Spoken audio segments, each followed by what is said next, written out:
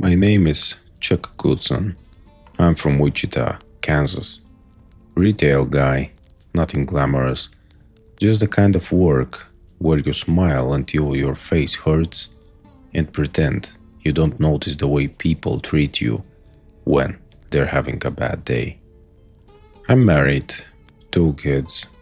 My wife, Marlene, has this look she gives me when I'm about to do something stupid, like I'm a golden retriever who learned how to open doors. I'm also the kind of guy who cooks to calm down, cutting onions, timing sauces, the small comfort of things behaving the way they're supposed to. That's the version of me that existed before New York. This is the version of me that exists after. Spring of 2018. I took a week off work because my dad's health was sliding and my mom needed help. They'd moved out east a couple years prior, my mom's fresh start idea after my dad retired. Somewhere in upstate New York, a town that had one diner, one pharmacy, and a post office that looked like it hadn't been painted since Nixon. The plan was simple: drive from Kansas to New York, help my parents with some repairs, get my dad to a few appointments, come home. I didn't even want to bring my dog, but Marlene insisted. "Take him," she said, handing me the leash like it was a seatbelt. "He keeps you from falling asleep, and you're not good alone when you're stressed." My dog's name is Buddy. Yeah, it's generic. No, I didn't name him. He came with the name from the shelter, and by the time we thought about changing it, he was already answering to it with this goofy, happy head tilt, like he was proud of being the world's most average dog. Buddy rolled shotgun like he paid rent. Big brown eyes, one ear that never quite stood up, the kind of mutt that looks like he was assembled from spare parts and pure optimism. By the time I hit New York State, the weather had turned mean. Not snow, wrong season, but cold spring rain, the kind that makes the road shine black and your headlights smear into long, wet ribbons. Fog sat low in the valleys, the kind of night where the world shrinks to the reach of your beams.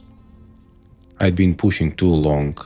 I was tired enough that the lines on the road started looking like they were breathing. So, when I saw a gas station sign ahead, one of those lonely glowing beacons on an otherwise dead stretch, I felt relief, so strong it was almost gratitude. That station shouldn't have felt like anything but normal. But the second I pulled in, Buddy started growling. Not barking, not whining. A low, steady growl that made the hair along his shoulders lift like someone had run a comb backwards through his fur. "Buddy," I said, trying to keep it light. "It's a gas station. There's probably a cat." He didn't look at me. He looked past me, out into the dark edges beyond the pumps where the lot ended and the tree line began. The station itself was half lit. One fluorescent strip over the door flickered like a tired eyelid.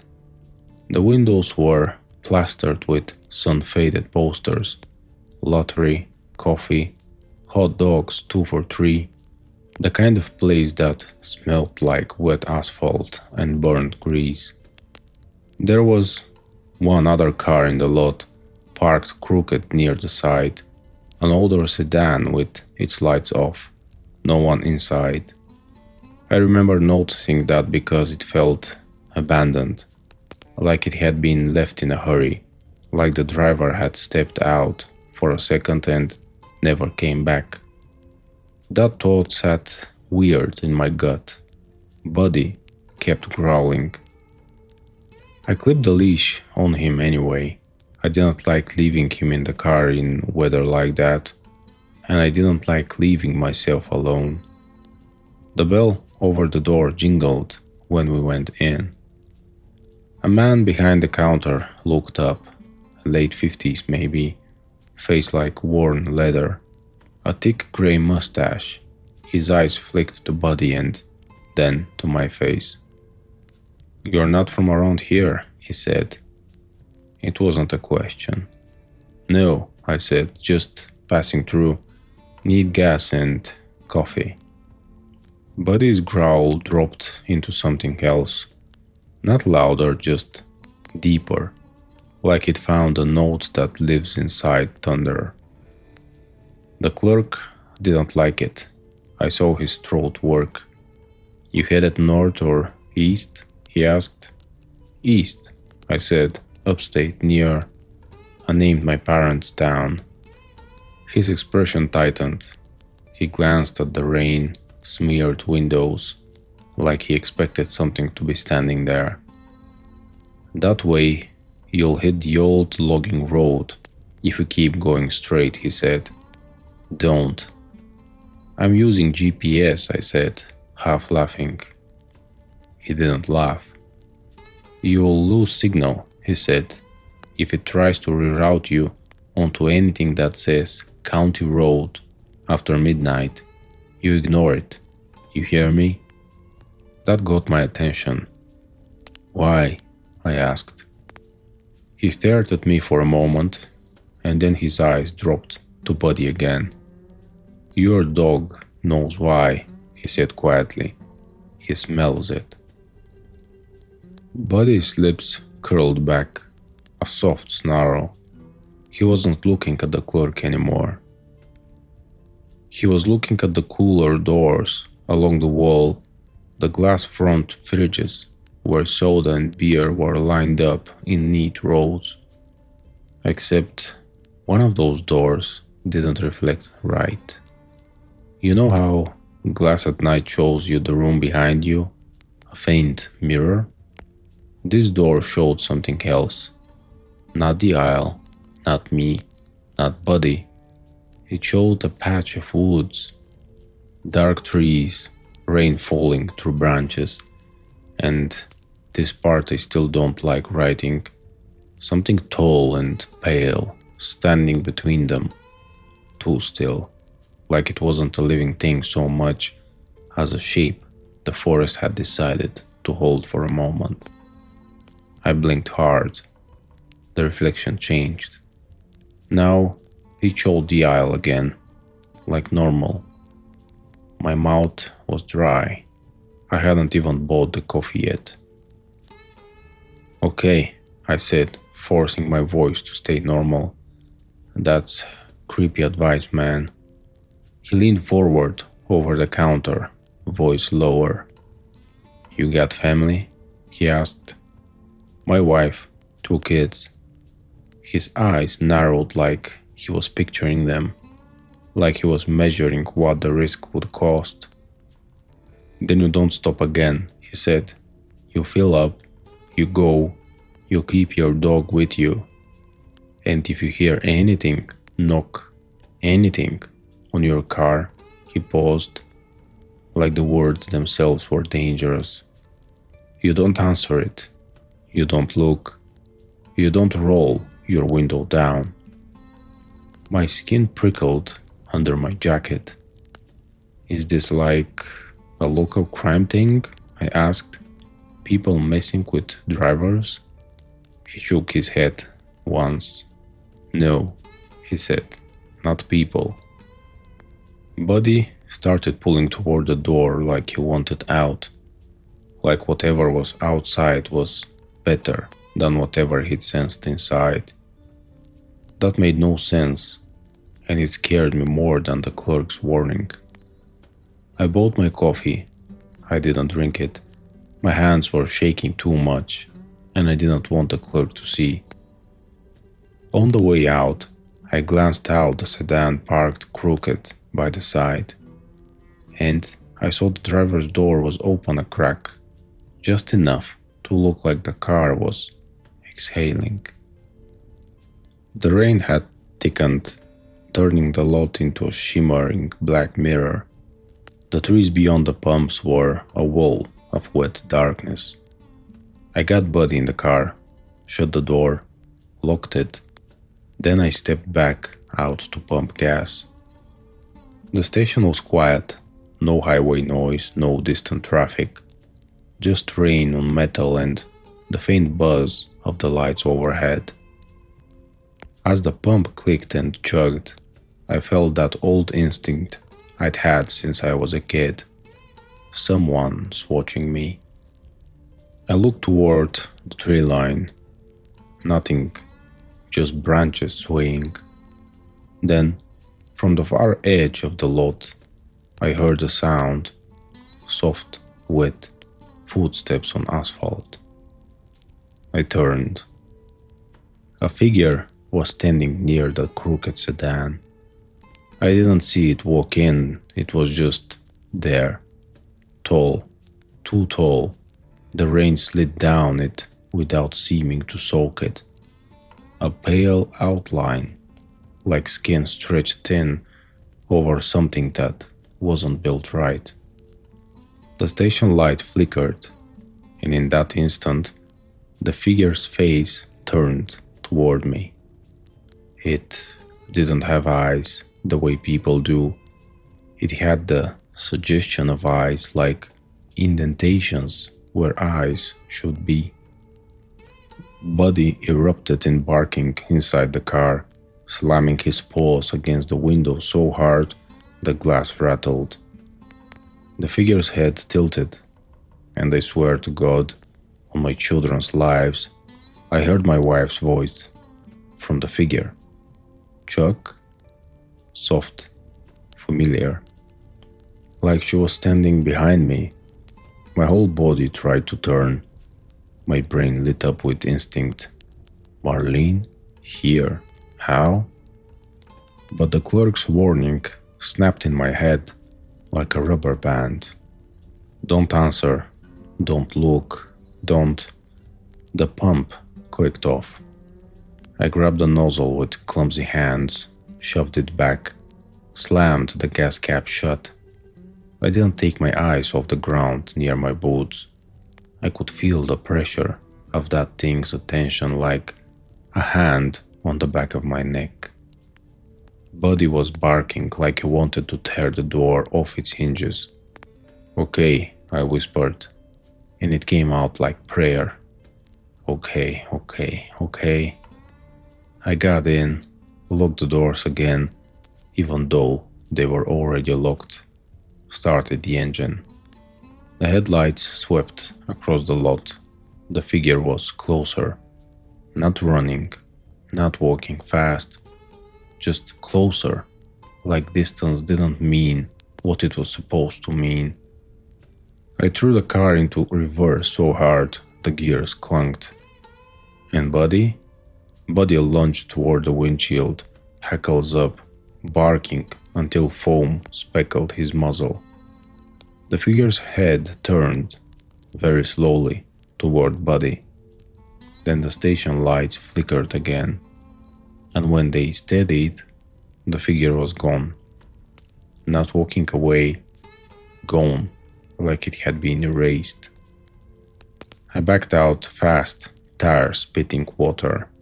As I turned onto the road, I glanced in the mirror. The gas station was still there, lights buzzing, rain pouring. But the crooked sedan was gone too. Just an empty patch of lot where it should have been. My stomach dropped so hard I thought I might throw up. Buddy's barking faded into a tense, constant whine. He kept looking back, ears pinned. I drove, and the road felt wrong. The GPS on my phone showed nothing but a spinning circle, searching for signal. The trees pressed in, the fog thickened in the dips, the rain hammered steady. Then I heard it, A knock. Not on the road, on my car. 3 slow thuds. Thump, thump, thump. Like someone tapping on a door. Buddy snapped his head toward the passenger side window and began snarling again, deep and frantic. I did exactly what the clerk said. I didn't look. I didn't slow down. I kept both hands on the wheel and stared at the road like it was the only thing in the universe. Another knock, this time closer to my ear. On the driver's side window, thump. The sound vibrated through the glass. Then a voice, not Marlene's this time, a child's, soft, wet and right outside my window. Dad? My breath caught. Because my son calls me Dad in exactly that tone when he wakes from a nightmare. My heart tried to tear itself out of my ribs. Buddy began barking again, but this bark was different. Fear mixed with fury, like he wanted to fight and run at the same time. Dad? The voice whispered again. It's cold. I clenched my jaw so hard my teeth hurt. I didn't answer. I didn't look. The voice changed. Now it was my daughter's. Daddy, please. My eyes burned. Not from emotion, though there was plenty of that, but from strain, from trying not to even flick my gaze toward the glass. I drove until my knuckles went white, and then, just as suddenly as it started, it stopped. No more knocking, no more voices, only rain, only my engine, only Buddy's ragged breathing. That should have been the end. It wasn't. I reached my parents' town a little after 2 a.m. They lived on the edge, near a strip of woods that felt too close. When I pulled into their driveway, every porch light was on, like they'd been waiting. My mom opened the door before I even knocked. She looked smaller than I remembered, wrapped in a sweater, worry in every line of her face. "Oh, Chuck," she said and hugged me, like she was checking I was still solid. My dad stood behind her, leaning on a cane. He tried to smile. His eyes went straight to Buddy. "What's wrong with the dog?" he asked. Buddy wouldn't step past the threshold. He braced his paws on the porch, low to the boards, and stared into darkness beyond the driveway, like he expected something to come slithering out of it. "Long drive," I lied. "He's jumpy." But the lie tasted like metal. Inside, the house smelled like my mom's cooking. Garlic, onions, chicken stock. Familiar, safe. I almost started believing I just had a weird stress moment, that the rain and exhaustion had made me see things. Then, my dad said, casually, like it was about the weather, "You didn't stop at that station off-route," he named the highway, "did you?" My blood went cold. "How do you know about that station?" I asked. My mom's face went tight. "We don't go there," she said. "Not after what happened." "What happened?" I asked. My dad lowered himself into a chair, like the question weighed 100 pounds. "A teenager went missing last spring," he said. "Local kid, good family. Car found near that station, doors open, keys in the ignition. Like he snapped his fingers. Gone." I felt the room tilt slightly. "That happens everywhere," I said, trying to sound rational. People disappear. My mom shook her head. Not like that, she said. Not when dogs won't go near the place. Not when people swear they hear their loved ones calling from the trees. My throat tightened. I hadn't told them anything yet. How many? I asked. My dad looked at me. Enough, he said. That night, I didn't sleep.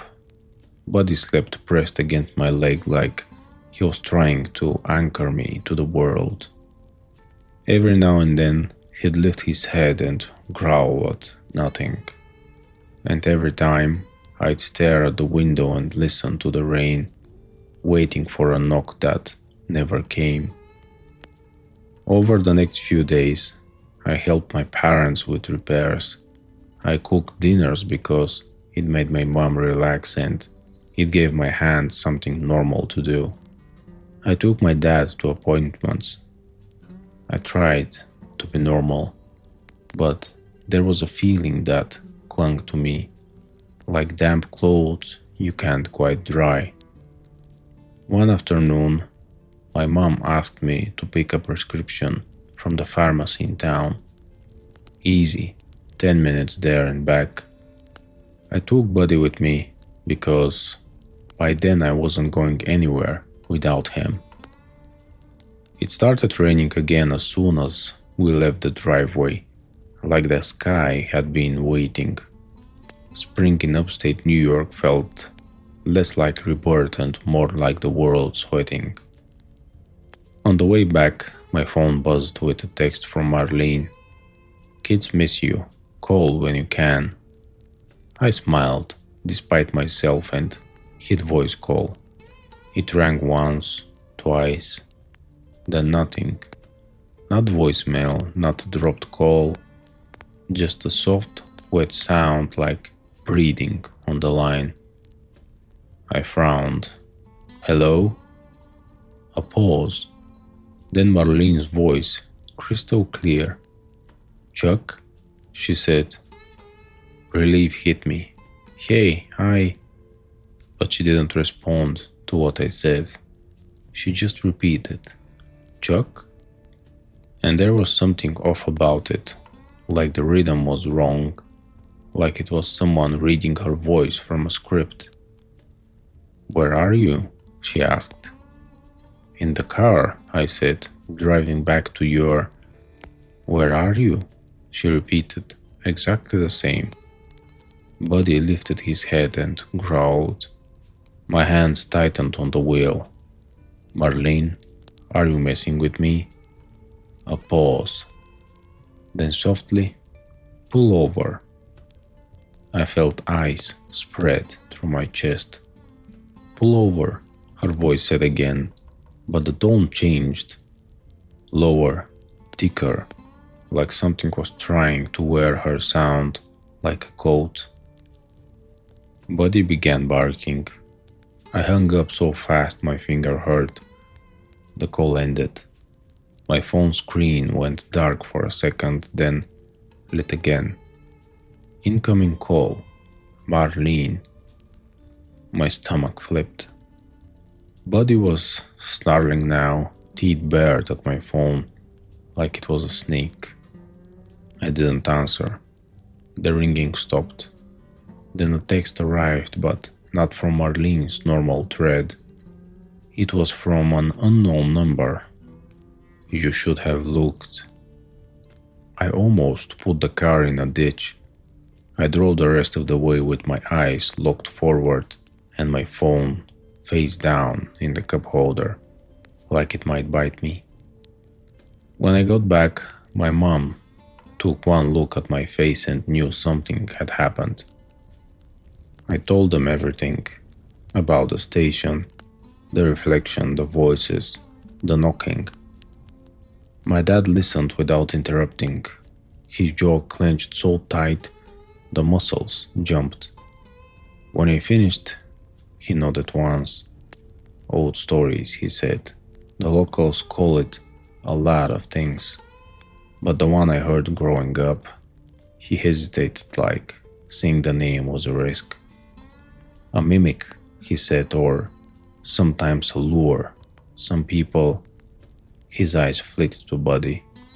Some people say it's like those folklore things, the ones that copy voices to pull you off the road.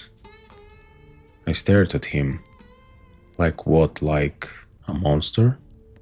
My mom crossed herself without thinking.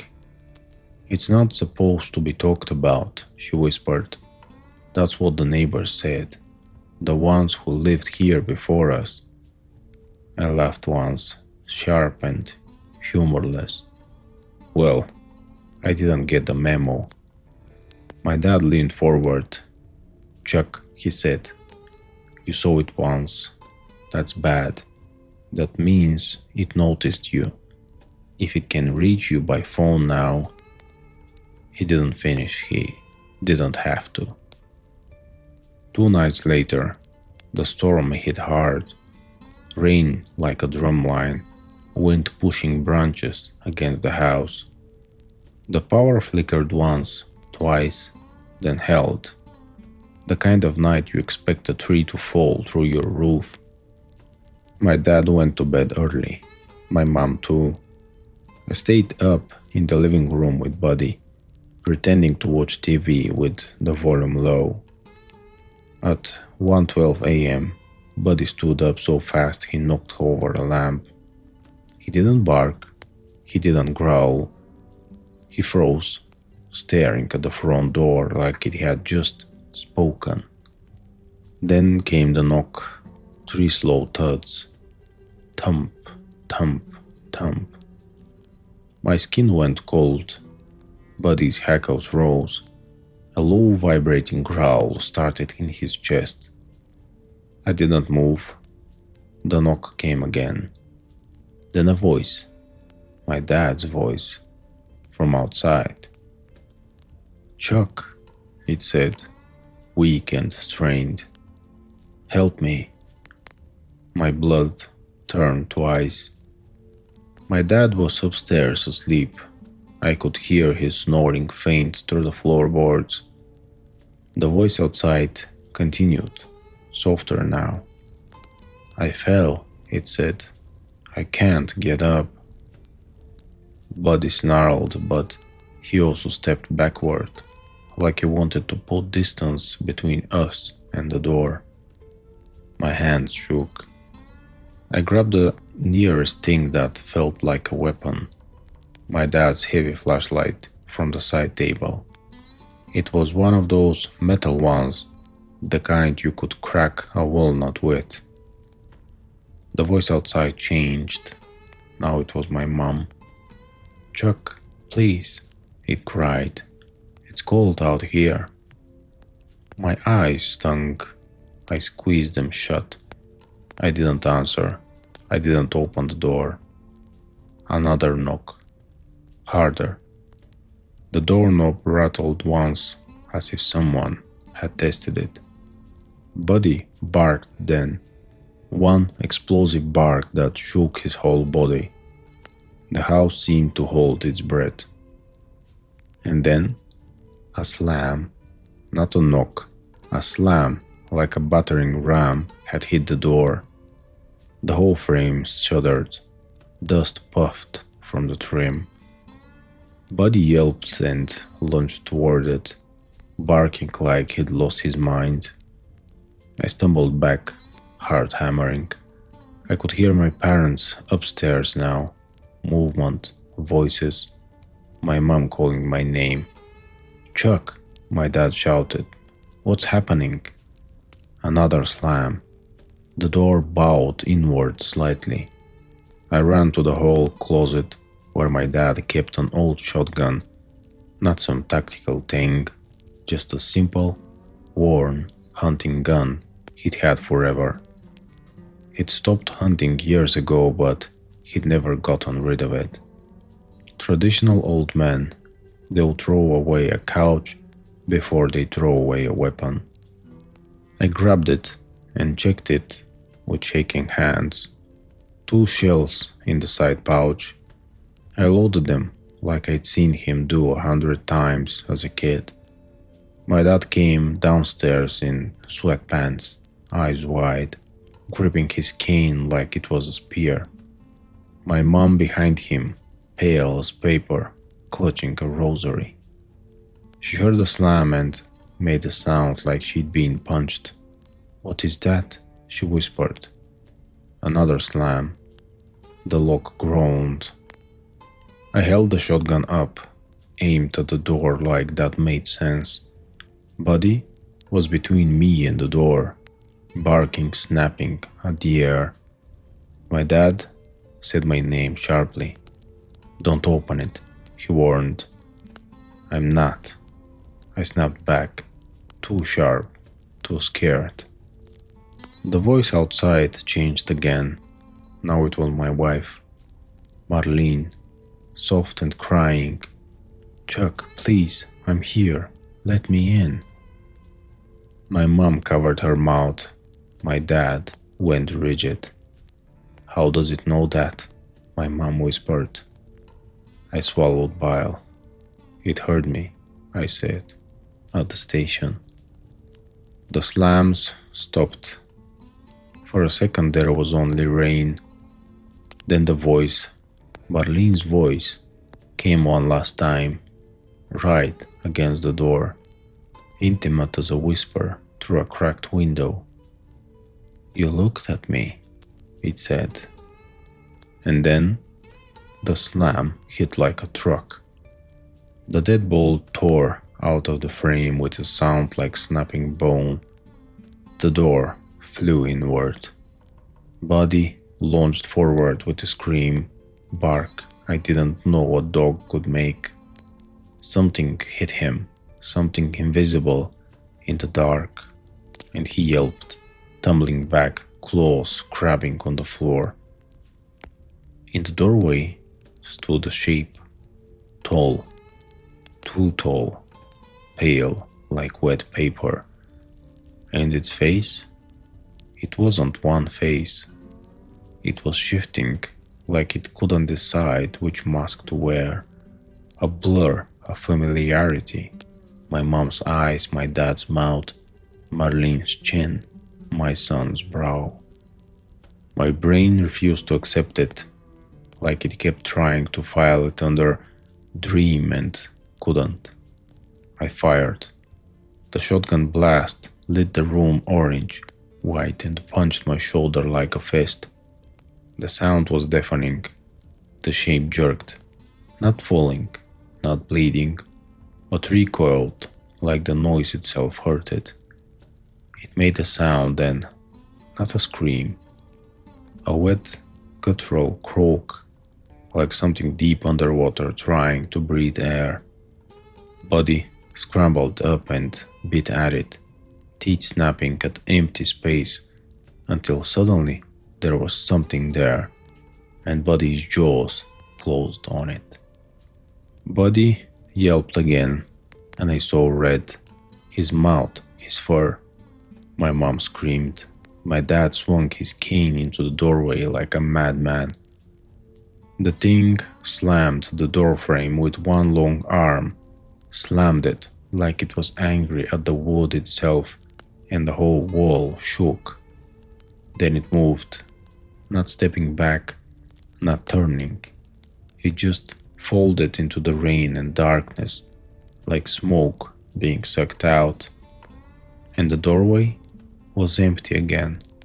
Rain blew in. The world smelled like wet earth and gunpowder. Buddy limped in circles, whining, blood on his muzzle and paw. My hands shook so hard I couldn't reload. My dad stared at the open door, chest heaving. My mom sobbed quietly, rosary tight in her fist. "Close it," my dad rasped.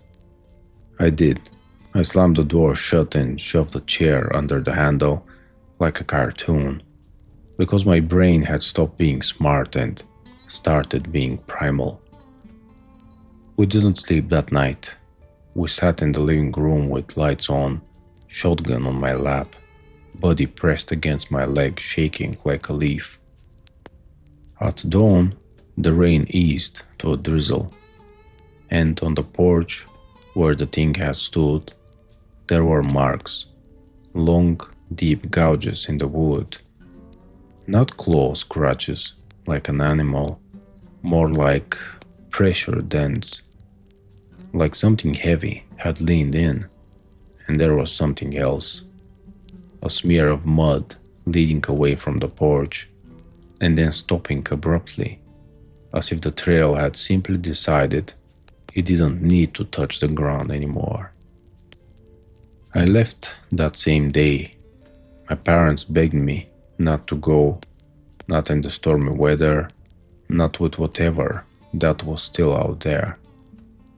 But I had my wife and kids waiting back home, and I had a feeling, an ugly, instinctual certainty that if I stayed longer, the thing would learn more of me. More names, more voices, more ways to pry me open. I packed loaded Buddy into the car. He whimpered when we passed the front door, hugged my parents too tight, and drove. My dad pressed something into my hand before I left, a small laminated card with a prayer on it. He wasn't a religious man, not like that. I don't know what helps, he said, voice thick, but people used to carry this. Traditional, old school, desperate. I put it in my wallet and I still have it. The drive out felt like escaping a net, but it wasn't clean. On the way back, when the GPS tries to reroute me through a country road, I ignored it. When I saw the glow of that gas station sign again in the distance, I didn't stop. I didn't even slow down.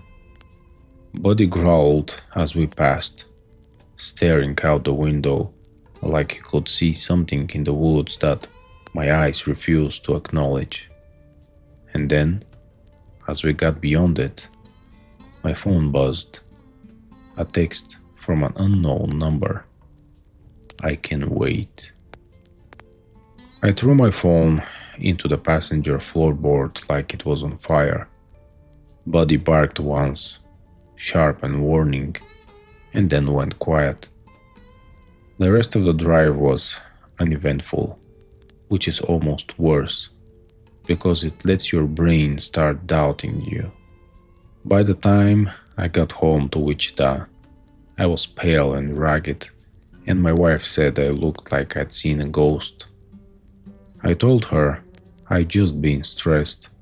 I didn't tell her the rest. Not yet.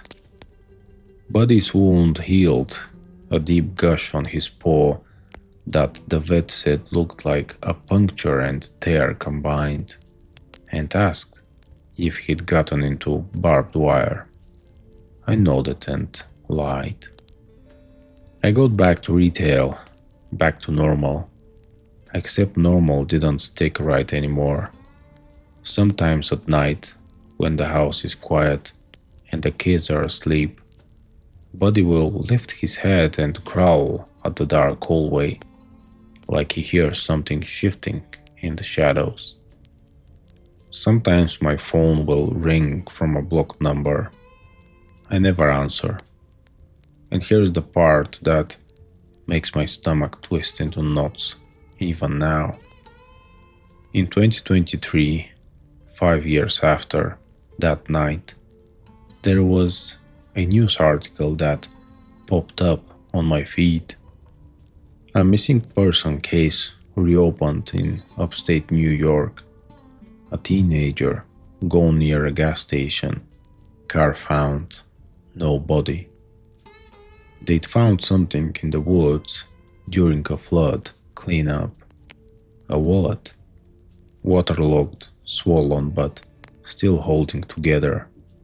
Inside was a driver's license, and tucked behind it, like someone had placed it there carefully, was a small laminated prayer card. The same one my dad gave me, except mine is still in my wallet. I checked it 3 times, hands shaking so bad I could barely pull it out. So, either someone out there prints those exact cards and carries them around like lucky pennies, or something that night didn't just try to lure me, it took a piece of me. I don't know what it is. I don't know if it's a creature, a spirit, a sickness in the woods that learned how to speak. I'd never heard of anything like it before, and I wish I still hadn't. All I know is this: if you're driving through upstate New York on a rainy spring night and you see a lonely gas station lit up like a promise, don't stop. And if you do stop and you hear someone you love calling your name from the dark, don't answer. Because the thing that calls you won't sound wrong until it's close enough to touch the door. And when it slams, it doesn't do it to get in. It does it to see whether you'll panic and invite it the rest of the way.